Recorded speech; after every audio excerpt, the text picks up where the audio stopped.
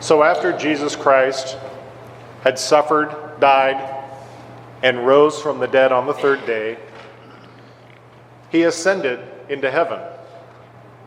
And before he ascended into heaven, he gave the apostles this commission: go, teach all nations, baptizing them in the name of the Father, and of the Son, and of the Holy Spirit.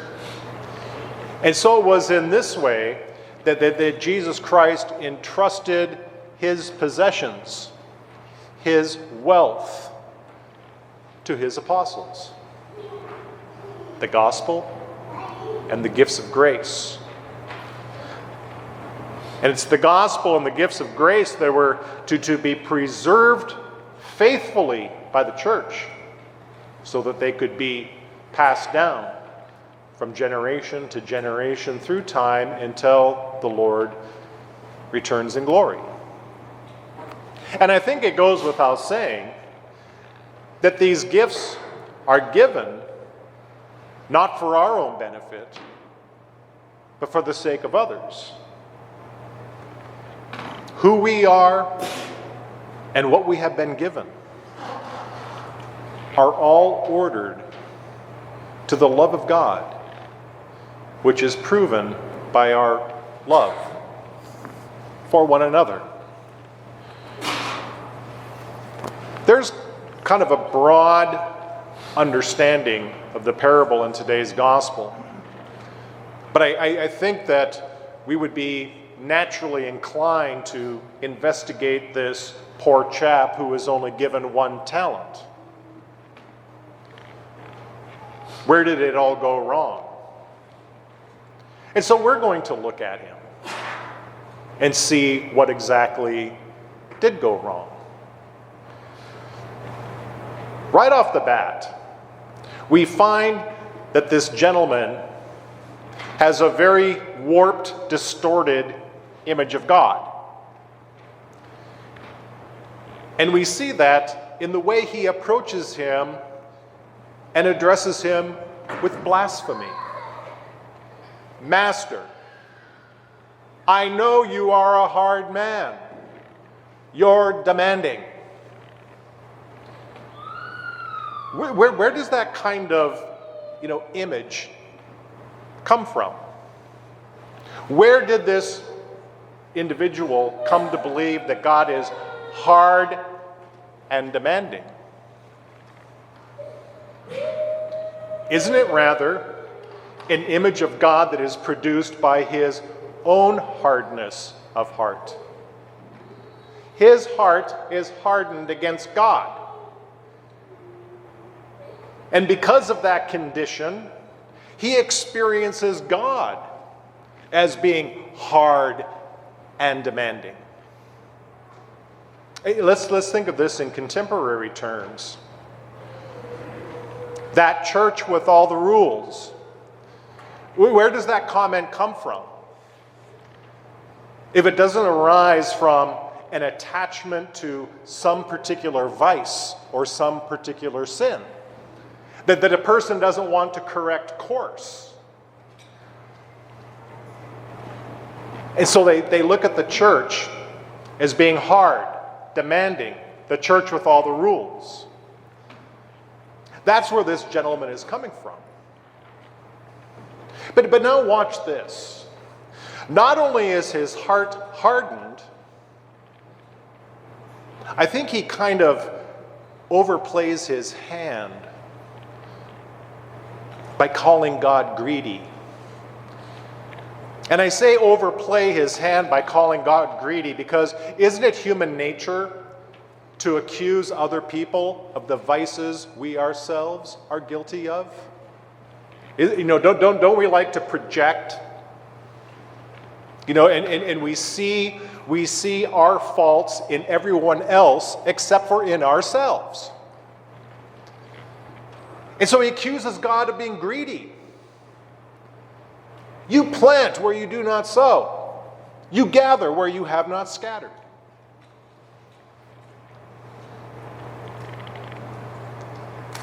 And so what was his response to the gift that he had received?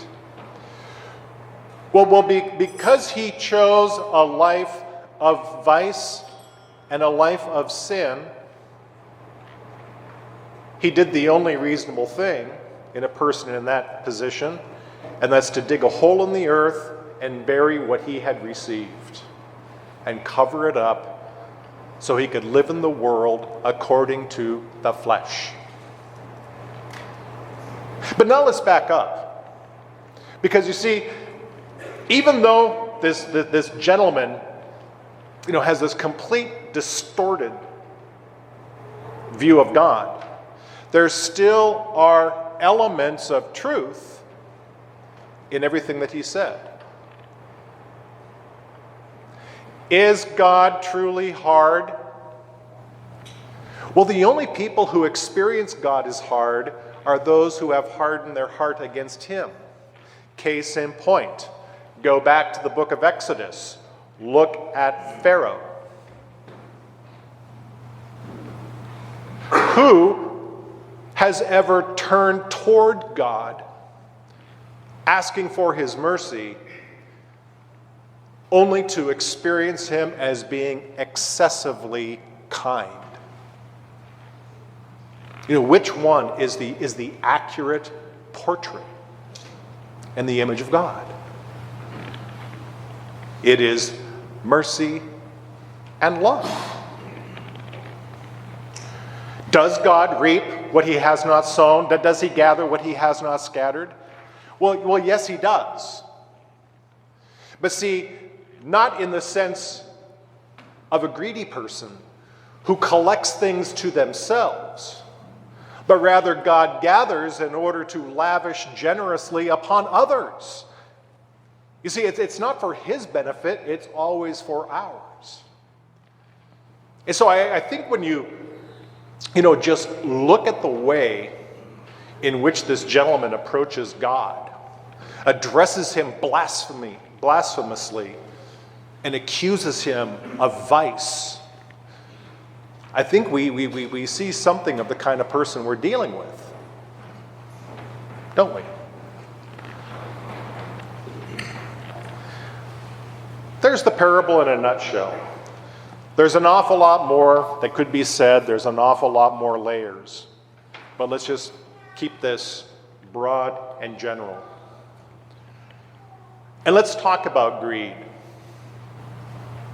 since that is a theme that presents itself, and I'm proposing that this is the vice of the man who received the 1 talent, burying it in the ground.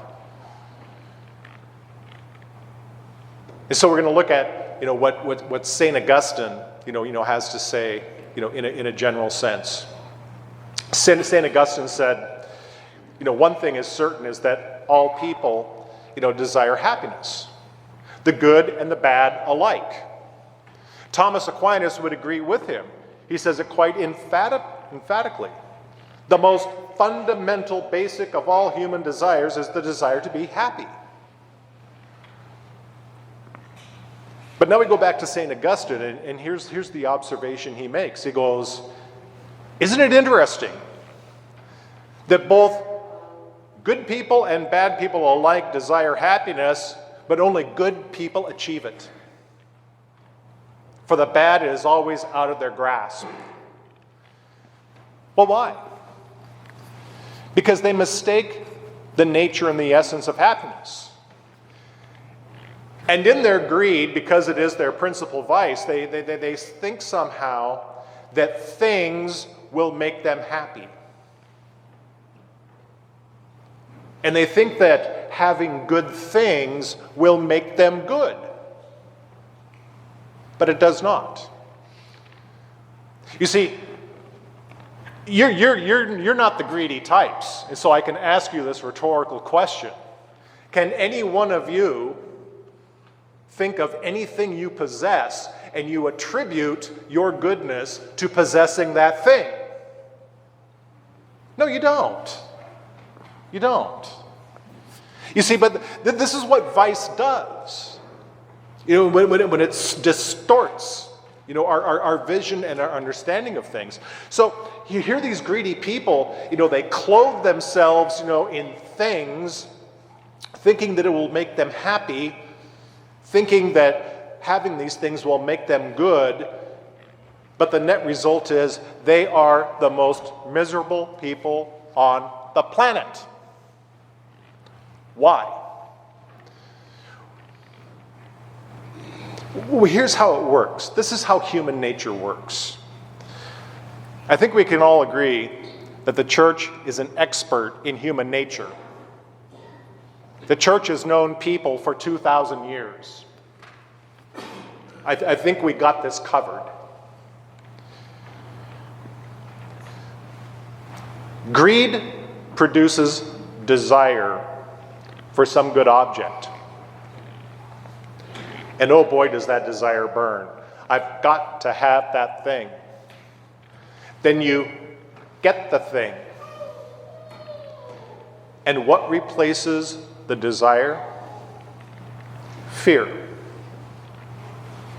The fear of losing the thing you coveted with so much desire. And now you find yourself in a place of vexation. Because in all the things that you think you're going to find your happiness, they only leave you dry and empty. But because of the vice of greed, you don't have the common sense God gave a kumquat, and so you keep going back to the same trough over and over and over, expecting a different result. And nothing ever changes. And so it begs the question, how do we discover true happiness? How is it produced? Well, in order to find that place of happiness and the fulfillment of that desire for it, all things have to be ordered well. Right? All things have to be ordered well. And so it begins with our image of God. In the act of contrition, we say that you are all good and deserving of all my love. Absolutely. God is all good, deserving of all our love. He is merciful. He is excessively kind. There are no limits to his generosity. And we also acknowledge that from this good God, we received all that we are and all that we have.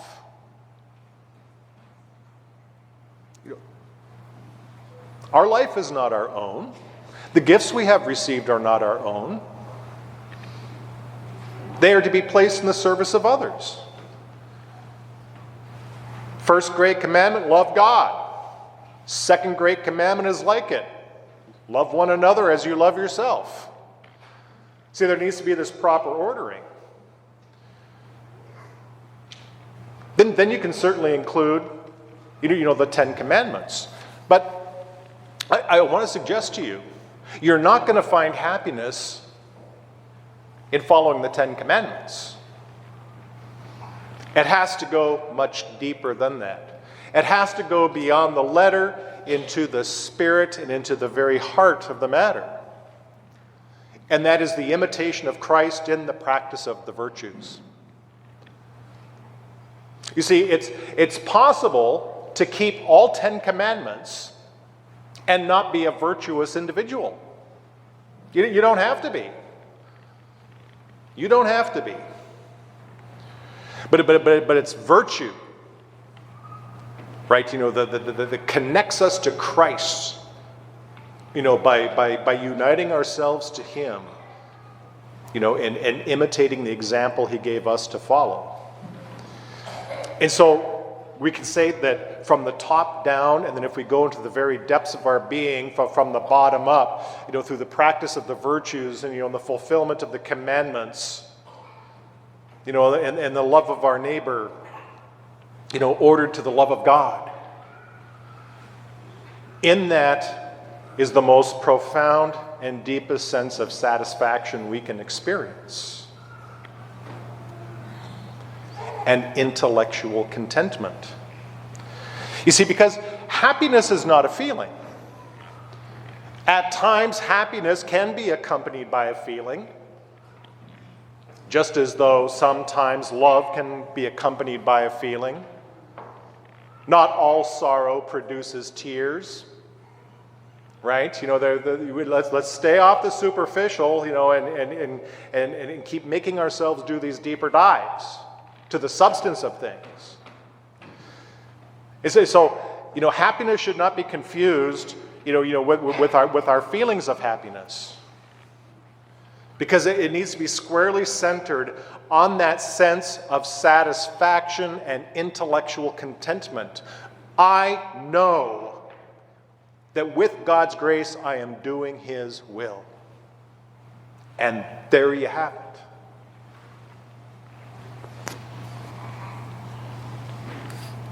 Since we began with St. Augustine, let's also conclude with him. And it's a quote you've heard me mention many times, and I will continue to mention it many times more. O God, you have created us for yourself. Our hearts are restless until they rest in you.